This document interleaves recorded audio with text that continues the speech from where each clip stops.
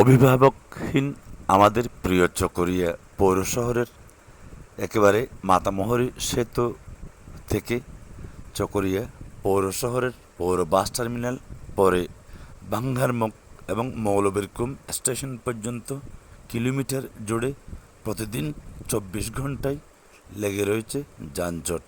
পাশাপাশি চকরিয়া পৌর শহরে অপরিকল্পিত সড়ক নির্মাণ, সড়কের পাশে ড্রেনেজ ব্যবস্থার উন্নতিকরণ সব ক্ষেত্রেই রয়েছে দারুণভাবে সাধারণ মানুষকে বিপাকে পড়ার মতো পরিবেশ।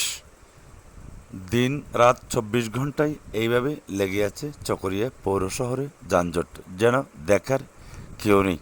পেট্রোল পাম্প, তারপরে সিএনবি কর্তৃক নির্মিত এই ড্রেন, তার পাশাপাশি রয়েছে চকরিয়া পৌর শহরে চলমান টমটম, অটোরিকশা এবং সিএনজির যানজট।